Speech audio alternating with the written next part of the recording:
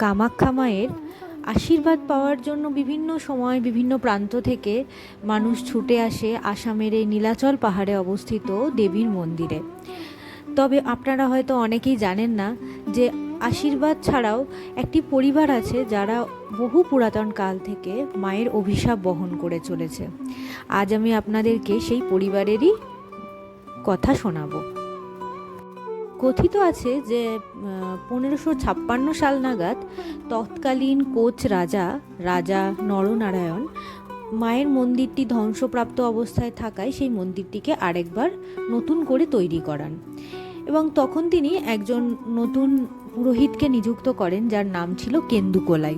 কেন্দুকোলাই এতটাই জ্ঞানী ছিলেন যে তার জ্ঞান এবং শাস্ত্রর প্রতি যে নলেজ সেটার প্রতি সন্তুষ্ট হয়ে রাজা তাকে মন্দিরের প্রধান পুরোহিত হিসেবে নিযুক্ত করেন। তো কেন্দুকোলাই খুবই ভক্তি সহকারে মার পুজো করতেন এবং তিনি এতটাই ভক্তি সহকারে পুজো করতেন যে তিনি যখন সন্ধ্যা আরতি করতেন, সন্ধ্যা আরতির পর তিনি যখন ধ্যানমগ্ন হতেন তখন মা স্বয়ং গর্ভগৃহে প্রকট হতেন এবং নৃত্য করতেন। তো এই কথাটি যখন জানাজানি হয়ে যায় যে কেন্দুকোলাই প্রত্যেক দিন সন্ধ্যাবেলায় যখন আরতি করেন তখন তারপরে যখন তিনি ধ্যানমগ্ন হন তখন মা এরকম নৃত্য করেন, তো রাজার কানে এই কথাটি পৌঁছে যায়। তখন রাজা বিভিন্নভাবে কেন্দুকোলাইকে বলেন, রাজা বলেন যে আমি মায়ের এই রূপের দর্শন করতে চাই, কিন্তু কেন্দুকোলাই কিছুতেই রাজি হন না, কারণ তিনি বলেন যে এটি আমি করতে পারবো না। তিনি মাকে শ্রদ্ধা ভক্তিও করেন আর ভয়ও পান, কিন্তু রাজা তো নাছোড়বান্দা, তিনি কিছুতেই মানতে চান না।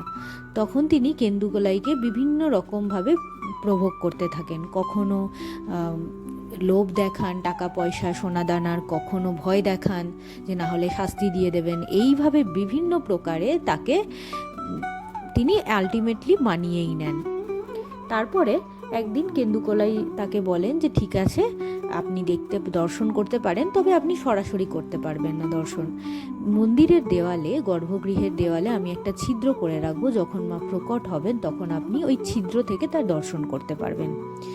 কিন্তু যখন কেন্দুকোলাই পুজো শুরু করেন সন্ধ্যা আরতি যথারীতি, কিন্তু মা টের পেয়ে যান যে এই গর্ভগৃহে আরও কেউ উপস্থিত আছেন এবং তিনি তৎক্ষণাৎ কেন্দুকোলাইকে পাথরে রূপান্তরিত করেন এবং রাজাকে অভিশাপ দেন এবং বলেন যে তিনি যেন তক্ষুনি এই মন্দির চত্বর ছেড়ে বেরিয়ে যান এবং কখনো এই মন্দিরে প্রবেশ না করেন। তিনি যদি এই মন্দিরে আর পা রাখেন তাহলে তিনি সমেত তার পুরো বংশ ধ্বংস হয়ে যাবে। তারপর থেকে আজ পর্যন্ত এই রাজবংশের কেউ এই মন্দিরে প্রবেশ করেননি এবং এই মন্দিরের আশপাশ থেকেও যাতায়াত করেন না। এই ছিল এই রাজবংশের অভিশাপের কাহিনী। যদি আপনাদের এই ভিডিওটি ভালো লেগে থাকে অবশ্যই লাইক করবেন এবং শেয়ার করবেন, আর প্লিজ সাবস্ক্রাইব করে দেবেন, তাহলে আরও নতুন নতুন ভিডিও নিয়ে আমি আপনাদের সামনে আসতে পারবো। Thank you so much.